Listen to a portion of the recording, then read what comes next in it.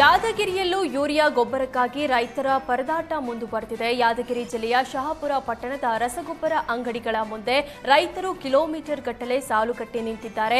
ಮಹಿಳೆಯರು, ಪುರುಷರು ಜಮೀನಿನ ಕೆಲಸ ಕಾರ್ಯ ಬಿಟ್ಟು ಗೊಬ್ಬರಕ್ಕಾಗಿ ಬೆಳಗ್ಗೆಯಿಂದಲೇ ಸಾಲು ಕಟ್ಟಿ ನಿಂತಿದ್ದಾರೆ. ಈಗಾಗಲೇ ರೈತರು ಭತ್ತ, ಹತ್ತಿ, ತೊಗರಿ ಸೇರಿದಂತೆ ಹಲವು ಬೆಳೆಗಳನ್ನು ಬಿತ್ತನೆ ಮಾಡಿದ್ದು, ಬೆಳೆಗಳಿಗೆ ಸಮರ್ಪಕವಾಗಿ ರಸಗೊಬ್ಬರ ಸಿಗ್ತಿಲ್ಲ.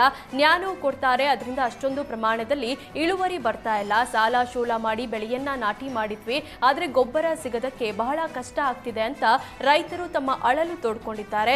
ಪೊಲೀಸ್ ಕಾವಲಿನಲ್ಲಿ ರಸಗೊಬ್ಬರಕ್ಕೆ ಟೋಕನ್ ನೀಡಲಾಗ್ತಿದೆ.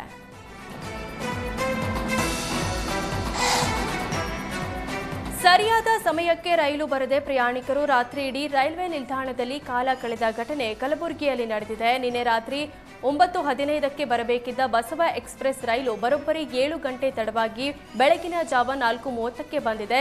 ವಿಧಿಯಿಲ್ಲದೆ ರಾತ್ರಿ ಇಡೀ ರೈಲು ಚಿಕ್ಕಮಗಳೂರೊಂದಿಗೆ ಕುಟುಂಬ ಸಮೇತ ನಿಲ್ದಾಣದಲ್ಲೇ ಪ್ರಯಾಣಿಕರು ಪರದಾಡುವಂತಾಯಿತು.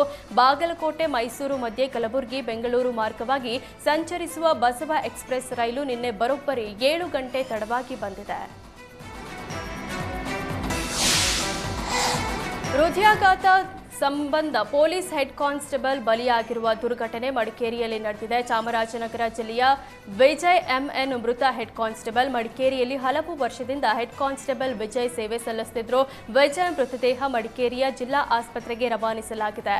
ಆಸ್ಪತ್ರೆಗೆ ಪೊಲೀಸ್ ಅಧಿಕಾರಿಗಳು, ಸಿಬ್ಬಂದಿ ಭೇಟಿ ನೀಡಿ ಮೃತನ ಕುಟುಂಬಕ್ಕೆ ಸಾಂತ್ವನ ಹೇಳಿದರು.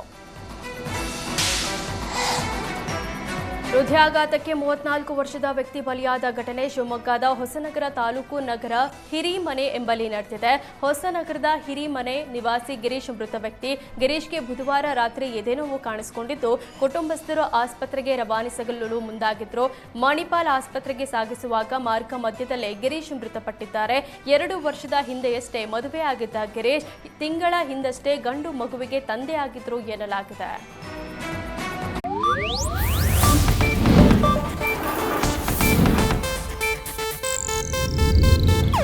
ಇದು ಏಷ್ಯಾನೆಟ್ ನ್ಯೂಸ್ ನೆಟ್ವರ್ಕ್ ಪ್ರಸ್ತುತಿ.